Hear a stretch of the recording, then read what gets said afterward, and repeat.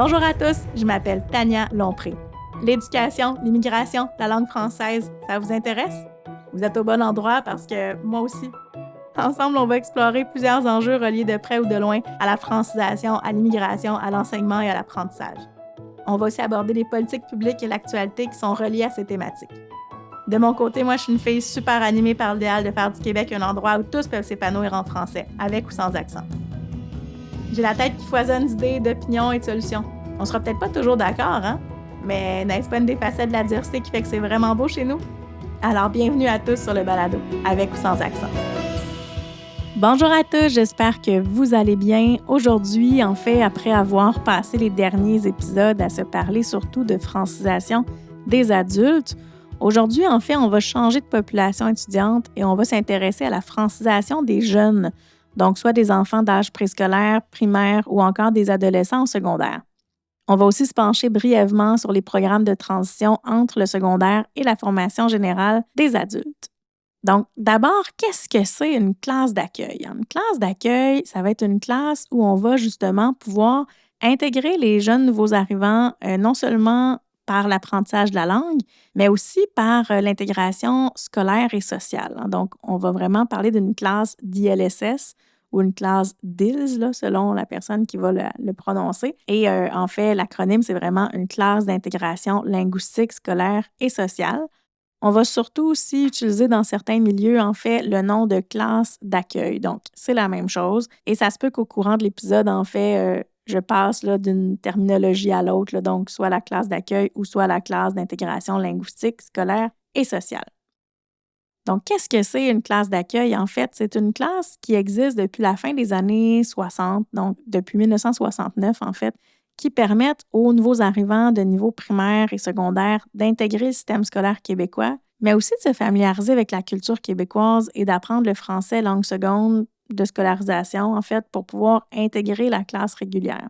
Parce que contrairement à leurs parents, les jeunes, eux, vont devoir atteindre un niveau qui va leur permettre, en fait, pas seulement de fonctionner au quotidien dans la langue seconde, donc en français, mais surtout de poursuivre leur scolarisation en français dans les classes régulières, dans les programmes réguliers, dans le curriculum, en fait, normal du programme primaire ou du programme secondaire.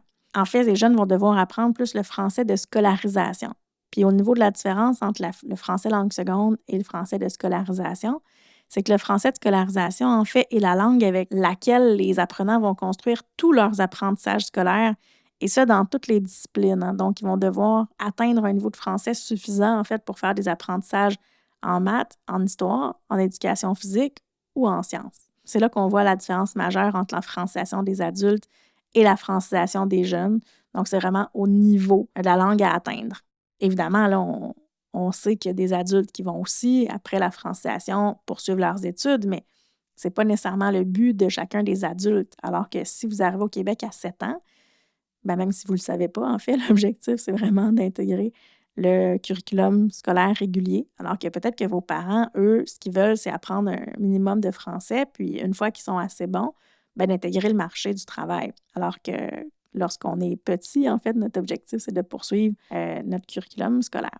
Donc, au niveau des modèles pédagogiques, au Québec, on va trouver en fait là, 5 modèles pédagogiques différents. C'est pas moi qui les ai trouvés. Donc, en fait, c'est vraiment un travail de recherche qui a été fait par Deconinck et Armand en 2012 qui a en fait identifié 5 types de classes d'accueil. Si vous êtes dans la grande région métropolitaine de Montréal là, ou même autour de plus grandes villes du Québec, là, comme à Québec par exemple, ou à Sherbrooke ou dans le coin de Gatineau, donc on va avoir beaucoup des classes d'accueil qu'on appelle fermées. C'est-à-dire que l'enseignant de francisation, l'enseignement de français langue seconde, va être dans son groupe et va leur enseigner en fait pas mal toutes les matières. On va faire autant des arts plastiques dans la classe que du français, que des mathématiques. Mais il va y avoir d'autres types de classes en fait où on va avoir de l'intégration partielle avec une classe régulière. Donc, les jeunes vont passer dans la classe de francisation ou dans la classe de langue seconde quelques heures ou quelques jours par semaine et le reste de leur semaine, en fait, dans une classe régulière où vont être intégrés partiellement ou encore, en fait, vont avoir la majorité de leur temps ou même presque tout leur temps dans une classe régulière avec ou sans soutien linguistique. Donc, qu'est-ce que c'est du soutien linguistique? C'est souvent une enseignante, en fait, qui va être soit ce qu'on appelle volante, là, donc va bouger là, entre les écoles et va offrir en fait du soutien linguistique, donc soit dans la classe ou à l'extérieur de la classe avec le jeune qui a besoin de bonifier son français ou d'apprendre complètement le français parce qu'il ne le maîtrise pas.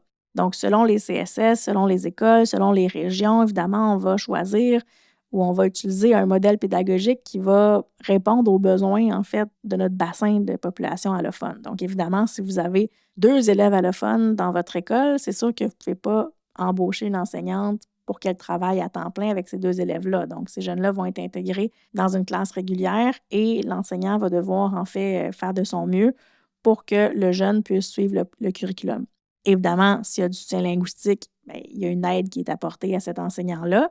Et l'aide en soutien linguistique peut être faite vraiment dans la classe, comme soit en enseignement en diade là, ou en fait à l'extérieur de la classe, donc comme un peu de l'orthopédagogie, donc une enseignante spécialisée qui va sortir les jeunes de la classe pour en fait bonifier le lexique. Je parle de bonifier le lexique, mais ça peut être si un jeune arrive ici sans aucune maîtrise du français, bien, la personne en soutien linguistique va vraiment devoir faire ce que l'enseignant de francisation ferait s'il y avait une classe d'accueil régulière, mais à temps beaucoup plus réduit. Donc, évidemment, ça dépend aussi du nombre de ressources enseignantes, hein. Donc, si vous avez une seule classe d'accueil dans le CSS, bien, certains enfants vont pouvoir être dans la classe d'accueil, mais d'autres vont quand même être en classe régulière avec un soutien linguistique. Donc, souvent, en fait, vous allez voir que des jeunes qui ont droit au soutien linguistique ou à la classe d'accueil ne sont pas nécessairement des allophones qui ne parlent pas du tout le français. Donc, on va retrouver là, 3 types de populations étudiantes. Donc, la première, ça va vraiment être les jeunes, les enfants qui ne parlent pas du tout français. Donc, on les appelle des paliers 1, hein. Donc, ils doivent vraiment passer par l'apprentissage de l'alphabet, la conscience graphophonologique, donc comprendre que EAU, ça fait O, comprendre les différences entre le B et le V au niveau de la phonétique. On doit vraiment partir de zéro. Alors qu'il y a des jeunes qui vont avoir eu beaucoup de contacts avec la langue française. Soit ils proviennent en fait d'un pays où le français a un certain statut. Donc, soit ils ont eu des cours de français langue seconde ou même ont été scolarisés en français dans certains cas. Donc, je parle par exemple de l'Afrique subsaharienne, des Antilles, de certains pays du Maghreb. Donc, tu sais, les enfants vont avoir eu des cours de français, mais on va juger en fait qu'ils ont encore besoin d'une classe d'accueil ou de soutien linguistique. Soit parce qu'ils n'ont pas atteint un niveau suffisant encore, ou soit au niveau de l'apprentissage, de la lecture et de l'écriture, il y a un décalage, en fait, entre le niveau que l'enfant a à l'oral. Par exemple, on peut dire qu'il est francophone, mais quand on regarde, en fait, comment ça se passe pour écrire, bien, on considère qu'il n'a pas encore atteint le même niveau, donc il va devoir passer par la classe d'accueil. Donc, on peut se retrouver dans une classe d'accueil avec des enfants qui parlent français, d'autres qui ne parlent pas du tout, ou d'autres, en fait, qui ont un certain niveau. Là, ils ont appris un petit peu dans leur pays d'origine, mais pas encore suffisamment. Ils doivent bonifier, en fait, leur niveau de langue avant d'intégrer le curriculum régulier. Donc, on a vraiment 3 types. Là, puis moi, quand j'ai fait mon doctorat, c'est vraiment un sujet auquel je me suis intéressée. Donc, le type de population étudiante qu'on retrouvait en classe d'accueil au secondaire.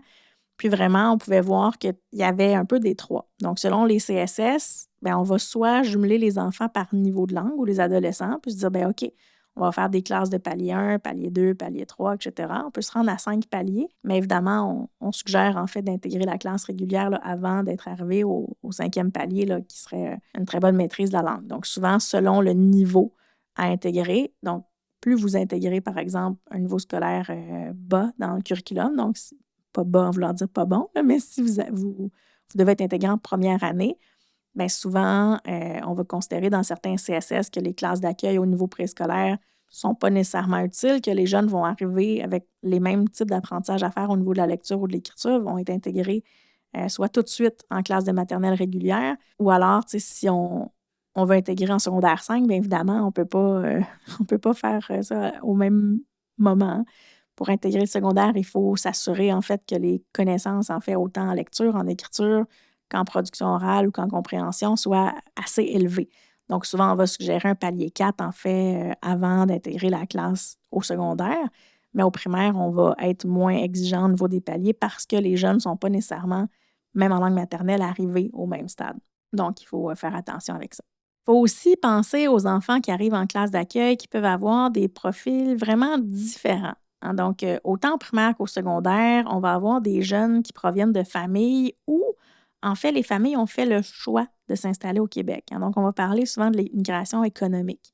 Donc, les gens ont été sélectionnés, Ils ont eu un processus d'attente dans le pays d'origine, donc ils ont eu le temps, en fait, de se préparer à l'arrivée au Québec et souvent, bien, ça va se faire un peu plus en douceur.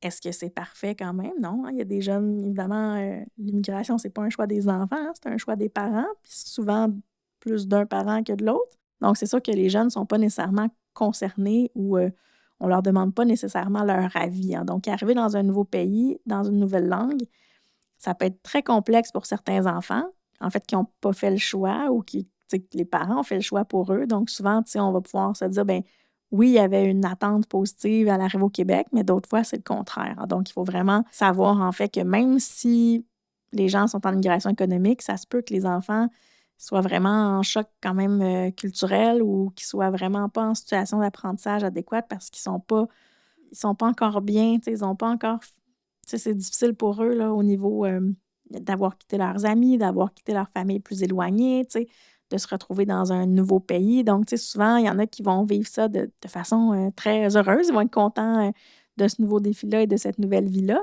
Mais d'autres ne le seront pas nécessairement, hein. Ils vont arriver parfois de pays en guerre. Ils n'auront pas fait le choix de l'immigration, ni leurs parents, ni eux.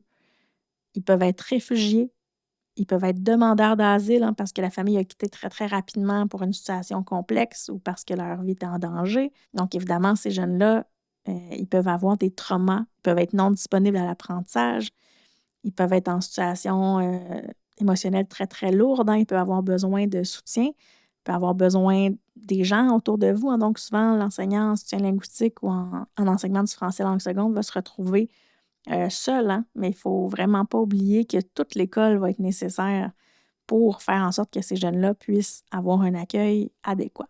Donc, on voit de plus en plus de diversité dans les classes d'accueil, non seulement par rapport aux endroits d'où les jeunes sont originaires, mais aussi, en fait, de certains qui auraient, par exemple, transité par plusieurs pays, hein. Donc, le parcours migratoire n'a pas été facile, donc on peut être passé par. Moi, j'ai déjà eu un enfant dans ma classe qui avait passé par 8 pays avant d'arriver au Québec. Et il avait été en rupture avec le système scolaire pendant plusieurs années, hein. Donc, il faut faire attention aussi afin de voir si certains jeunes ne sont pas en grand retard scolaire, hein. Donc, on parle de grand retard scolaire quand on a plus de 3 ans de retard sur le programme scolaire québécois par rapport aux jeunes de notre âge. Donc, qu'on soit au primaire ou au secondaire. Puis évidemment, dans certaines écoles, on va avoir des classes, en fait, où on va avoir plus de services pour les apprenants en situation de grand retard scolaire, mais dans d'autres milieux, bien, les jeunes qui ont été en rupture avec le système scolaire pendant des années vont être, en fait, dans la même classe que ceux qui n'ont pas de grand retard scolaire. Donc, il faut faire attention pour différencier adéquatement son enseignement. Même chose au niveau des traumas, hein. Donc, certains vont être vraiment disponibles à l'apprentissage, mais d'autres ne le seront pas. Donc, il ne faut pas oublier que l'aspect relationnel, hein, donc l'aspect vraiment, l'effet enseignant, la relation avec l'enseignant, il faut travailler ça beaucoup, beaucoup en classe d'accueil avant que certains enfants soient prêts vraiment à l'apprentissage de la langue. Il ne faut pas oublier vraiment que l'immigration, qu'elle soit choisie ou pas, qu'elle soit le choix des adultes, que les enfants ou les adolescents aient été concernés ou pas dans les décisions, il faut vraiment qu'on prenne ça en considération dans notre enseignement, qu'on soit enseignant, qu'on soit intervenant, qu'on soit directeur d'école. Il faut penser à tous les défis, en fait, qui vont être rencontrés par les jeunes qui sont issus de l'immigration. En fait, l'intégration, qu'elle soit linguistique et scolaire, c'est important de se rappeler quel est le travail de tous les intervenants autour. Vraiment, il ne faut pas laisser l'enseignant de francisation en lui disant ben c'est toi la ressource, parce que c'est pas vrai. L'enseignant de francisation n'est pas nécessairement formé pour tout ce qu'il va rencontrer avec ces jeunes-là et il va avoir besoin, lui aussi, en fait, de l'aide de ses collègues.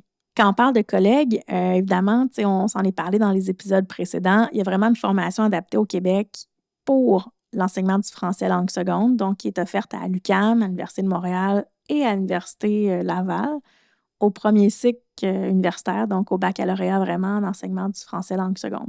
Par contre, comme il y a de plus en plus de classes d'accueil, de plus en plus d'enfants ou d'adolescents qui ont besoin de services linguistiques en arrivant au Québec, évidemment, on va aller chercher des spécialistes dans d'autres types de formations. Donc, ça peut être des enseignants qui sont formés en adaptation scolaire, ça peut être des enseignants de français au secondaire, mais là, tout d'un coup, qui sont appelés à travailler en classe d'ILSS. Ça peut être des enseignants du bac en enseignement primaire préscolaire, donc qui vont être amenés, en fait, à répondre à ces besoins-là. Donc, c'est important de savoir que Les programmes sont disponibles en ligne, hein. N'importe quel enseignant peut avoir accès au programme, à la progression des apprentissages, puis à faire de son mieux, en fait, si vous n'êtes pas outillé en langue seconde pour quand même accompagner les jeunes, en fait, dans leur intégration scolaire et linguistique. C'est important aussi de mentionner que si jamais vous voulez un élargissement de champ, vous pouvez quand même aller vous chercher là, des crédits supplémentaires, par exemple à l'Université de Sherbrooke, pour en fait bonifier votre, même si vous avez un brevet, là, donc aller chercher vraiment des crédits en enseignement du français langue seconde. Il y a aussi beaucoup de, en fait, la réalité des dernières années va faire en sorte qu'il y a beaucoup d'enseignants qui n'ont pas de brevet, qui vont se retrouver aussi en classe d'accueil. Bien, n'hésitez pas à ce moment-là d'offrir de la formation continue à ces enseignants-là, hein. Vous pouvez toujours communiquer avec quelqu'un comme moi qui offre de la formation continue dans les milieux scolaires, mais aussi avec un conseiller pédagogique qui aurait eu une formation adéquate ou encore avec les services du ministère. Donc, vraiment, n'hésitez pas dans les milieux, en fait, à demander de la formation continue ou à offrir de la formation continue ou de l'accompagnement à vos enseignants, en fait, qui ne seraient pas formés en enseignement du français langue seconde. Donc, un autre point que je voulais aborder aujourd'hui avec vous, c'était la durée en fait, des classes d'accueil. Souvent, les gens vont me dire combien de temps les jeunes doivent passer en classe d'accueil? Il n'y a pas de bonne réponse. Donc, il n'y a pas de réponse. En fait, tout est du cas par cas. On ne peut pas dire Lucas va passer 1 an et demi en langue seconde et Sandra, elle, 6 mois, c'est correct, puis Pedro, il a besoin de 2 ans. Donc, toutes ces réponses-là sont bonnes, en fait, selon le parcours du jeune. Et en fait, il faut vraiment y réfléchir adéquatement lorsqu'on fait un classement d'élèves ou tu sais, moi, je vous suggère de faire de l'évaluation à 2, à 3, tu sais, pour regarder les dossiers. Allez vous asseoir avec un enseignant du régulier pour comparer ce que votre jeune fait en classe d'accueil versus ce qui devrait être fait à son âge pour voir si c'est adéquat. Fiez-vous aux outils des programmes, à la progression des apprentissages. Demandez à une conseillère pédagogique de venir vous aider dans le classement, tu sais. Mais il n'y a pas de bonne réponse. Donc, tu sais, il y a des jeunes qui vont être envoyés en classe d'accueil, puis quelques mois après, on va se dire « Ah, c'était juste une petite adaptation culturelle ou c'était juste une adaptation au niveau des stratégies de lecture, tout ça, là, c'est fait. Il a passé 6 mois en classe d'accueil, ça va.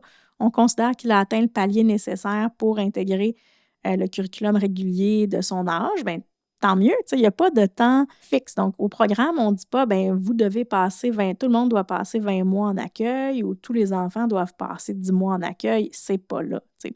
Souvent, on va suggérer au moins une année scolaire, mais 20 mois ou 2 ans, là, en fait, de scolarité va être souvent plus adéquat pour la durée d'apprentissage d'une langue seconde si on est au secondaire, par exemple, que si on est en première année où finalement, on va se dire, l'année prochaine, l'enfant est capable d'intégrer son groupe d'âge, mais ce n'est pas le cas quand vous avez 16 ans ou 17 ans. Il y a beaucoup de critères à prendre pas nécessairement des critères, mais des facteurs à prendre en considération aussi. Donc, par exemple, la langue maternelle ou les autres langues maîtrisées. Si vous avez dans votre classe un jeune qui parle portugais ou qui parle roumain, c'est sûr que la langue maternelle ou les autres langues maîtrisées vont être vraiment plus proches du français qu'un jeune qui va parler coréen ou turc, hein, parce que sa langue va être plus éloignée. Il faut vraiment prendre ça en considération aussi. Il faut aller voir non seulement aussi comment le jeune parle, mais l'indicateur de parler français n'est pas suffisant. Il faut aller voir aussi comment le jeune écrit en français, comment le jeune lit en français, comment il comprend ce qu'il lit, comment il comprend aussi lorsqu'on lui parle, comment ça va avec la connaissance de la culture, hein. Donc, tout ça, c'est des choses à prendre en considération. C'est important que je vous dise que selon plusieurs recherches, en fait, on va mentionner que les gens vont avoir besoin souvent de 5 à 7 ans de scolarisation afin, en fait, d'avoir une maîtrise du français de scolarisation optimale. Puis on s'entend, on ne va pas laisser aucun enfant en classe d'accueil pendant 7 ans. On peut l'intégrer en classe régulière puis avoir du soutien linguistique pendant plusieurs années. Là. Il n'y a absolument rien de mal à ça. Mais il ne faut vraiment pas faire en sorte que le jeune soit trop longtemps en classe d'accueil et qu'il prenne trop de retard, en fait, sur les autres matières aussi, là. Ne serait-ce que sur l'apprentissage des mathématiques, par exemple, sur l'apprentissage d'une autre langue seconde qui serait l'anglais au Québec. Donc, si les jeunes prennent beaucoup, beaucoup de retard, il faut penser que ça va avoir des répercussions sur leur scolarisation. Évidemment, il faut aussi comprendre quand on est enseignant au régulier que lorsqu'on reçoit des jeunes issus des classes d'accueil, c'est normal que le français ne soit pas parfait. L'enseignant, il ne va pas garder le jeune pendant 5 ans avec lui pour vous l'envoyer après. C'est normal que l'apprentissage du français, c'est un processus dynamique. Donc, ça n'arrête pas une journée. Là. Ah, jeudi, Tristan est prêt, son français est parfait. C'est pas vrai. Il va encore avoir besoin de soutien, il va encore avoir besoin, en fait, d'avoir plus de vocabulaire, d'être exposé à plus de tâches, donc de parler avec d'autres personnes. Fait que c'est normal qu'un jeune au secondaire, par exemple, pourrait dire, ben comment ça se fait qu'il est en secondaire 3 maintenant, il y a encore des lacunes? C'est normal. On ne le gardera pas pendant 5 ans, 6 ans, 7 ans. On va vraiment l'intégrer lorsqu'il va être prêt. C'est normal, il va faire encore des erreurs liées à sa langue, autant à l'oral qu'à l'écrit, mais il faut quand même qu'il y ait une progression dans la scolarisation de ces jeunes-là. Donc, on se rappelle de ça. C'est normal que le français ne soit pas parfait d'un jeune lorsqu'il sort de classe d'accueil. Puis c'est pour ça aussi qu'on va avoir, souvent pour les jeunes adultes, des programmes de type français de transition. C'est quoi le français de transition ou l'équivalent? Ce sont des programmes, en fait, qui vont exister surtout à la formation générale des adultes pour aider les jeunes qui étaient, en fait, en classe d'accueil au secondaire, mais qui ne sont pas en mesure de diplômer. Donc, souvent, quand vous arrivez au Québec à 16 ans ou à 17 ans, bien là, vous avez encore 1 an pour être au secondaire parce que c'est important de mentionner que bien, la LIP va vous donner accès à l'école secondaire jusqu'à 18 ans. Bien évidemment, à 18 ans, vous n'êtes pas mis dehors, là, mais l'année scolaire de vos 18 ans.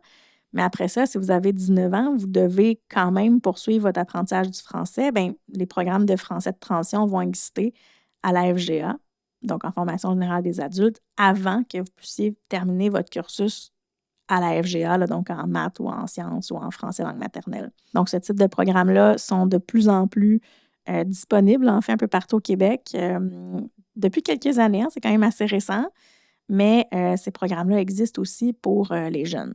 Même chose, si le programme de transition n'existe pas dans le CSS où vous enseignez ou où vous étudiez, bien, les jeunes peuvent quand même passer par la formation générale des adultes ou encore par la francisation des adultes s'ils ont besoin, en fait, de bonifier leur français avant de pouvoir obtenir leur diplôme d'études secondaires. Autre chose qu'il faut que je vous mentionne, je vais vous parler des troubles d'apprentissage. Donc, certains jeunes vont avoir des troubles d'apprentissage qui vont interférer dans leur apprentissage du français. Par exemple, si un jeune est dyslexique dans sa langue maternelle, bien, la dyslexie, elle ne disparaît pas lorsqu'il apprend le français, donc il faut prendre ça en considération. Même chose au niveau de d'autres troubles d'apprentissage. Donc, il faut aussi se dire que parfois, oui, c'est un problème de langue, mais parfois, c'est un autre problème qui interfère dans l'apprentissage de la langue. Donc, il faut vraiment pouvoir offrir aux enfants allophones des services d'adaptation scolaire ou d'orthopédagogie aux besoins. Donc, je le répète, l'enseignant de francisation n'est pas tous les services. Il n'est pas orthopédagogue, il n'est pas agent de développement, il n'est pas organisme communautaire, il n'est pas psychologue. Hein. Donc, l'enseignant de francisation ou l'enseignant de français langue seconde, c'est un enseignant comme tous les autres. Il faut quand même que le réseau scolaire, que ce soit le CSS ou l'école, puisse offrir des services complémentaires, en fait, aux jeunes issus de l'immigration. Ce n'est pas tous les enfants qui vont avoir besoin de services supplémentaires, mais ils doivent être quand même disponibles si jamais les enfants en ont besoin. Même chose au niveau des enfants en situation de grand retard scolaire. Tantôt, je vous ai parlé de mon ancien apprenant qui avait traversé là, plusieurs pays avant d'arriver au Québec et qui avait été en rupture avec le système scolaire pendant plusieurs années. Ces jeunes-là aussi vont avoir besoin de plus de soutien, hein, par exemple d'adaptation scolaire, d'orthopédagogie, qu'un autre enseignant le prenne pour certaines notions. Donc, dans certains centres de services scolaires, on va avoir des classes spécialisées, mais bon, hein, on pourrait, moi, je suis plus ou moins d'accord avec ça. Je pense qu'il faut quand même que les jeunes soient ensemble, mais qu'on leur donne les services adéquats lorsqu'ils en ont besoin. Donc, certains vont avoir besoin d'un suivi plus serré, hein, que ce soit au niveau psychologique, au niveau de l'écriture, au niveau de l'adaptation de la famille. Hein. Donc, il faut vraiment prévoir, en fait, ces services-là. Puis souvent, j'ai l'impression que les CSS ou les écoles vont vraiment comme gérer les ouvertures de classes d'accueil beaucoup dans l'urgence. Hein. Souvent, on prévoit peut-être pas assez dans les CSS que des classes d'accueil vont ouvrir ou que des nouveaux arrivants vont s'installer dans la région. Donc, il faut vraiment faire attention aussi, puis pas garrocher les jeunes hein, dans des... Souvent, on va... Puis je dis garrocher parce que c'est vraiment le mot que j'ai en tête, mais dans des locaux d'appoint où il n'y a pas de fenêtre, où il n'y a pas de matériel pédagogique, où il n'y a pas de bureau. Souvent, là, il faut attendre. On est mieux d'attendre quelques jours pour offrir un bon milieu aux enfants que de garrocher les jeunes, en fait, qui ont des besoins particuliers, qui ont des besoins diversifiés, mais de les envoyer dans une classe où rien n'est encore adéquat. Là. Donc, faites attention de prévoir peut-être un peu à moyen terme ou à plus long terme des locaux adéquats, du matériel scolaire adéquat pour l'ouverture de classes d'accueil, des enseignants qui sont formés, hein, ou avant d'offrir une classe, par exemple, d'accueil à une enseignante qui n'en a jamais fait, offrez-lui les services avec un CP, avec les ressources éducatives, avec une consultante comme moi, pour que l'enseignant soit prêt, en fait, à accueillir une classe d'accueil ou d'en ouvrir une. Puis je vous dis ça, puis moi-même, dans les derniers mois, j'ai vécu une situation où je suis allée travailler en classe d'accueil, puis où il y avait des jeunes de plusieurs âges, de plusieurs niveaux de langue, et tout ça dans une classe sans fenêtre et sans matériel. Donc, c'est sûr que c'est difficile d'offrir un milieu d'enseignement-apprentissage adéquat à des jeunes issus de l'immigration dans des conditions un peu tout croche.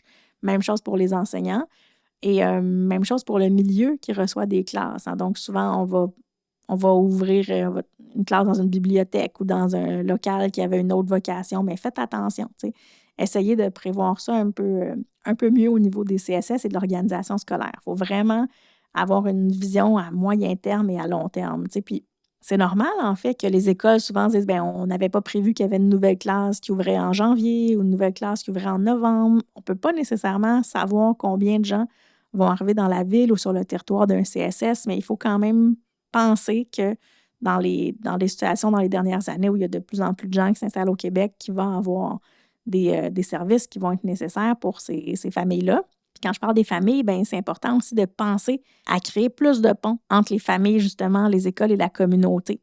Par exemple, pour soutenir les parents qui ne parlent pas encore français, on peut leur offrir des cours de français après l'école ou le samedi matin. Dans certains CSS, ça existe.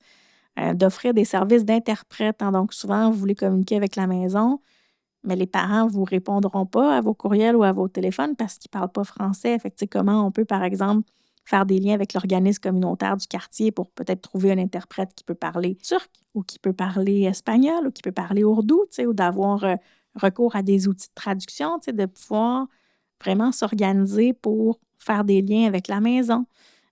Aider les familles dans leur intégration, dans leur apprentissage, que les familles puissent venir visiter peut-être l'école, comprendre comment fonctionnent les autobus. Il y a beaucoup de nouveautés, autant pour les enfants, pour les adolescents, que pour leurs parents qui arrivent dans un nouveau pays, en fait, où toute l'éducation est à apprendre.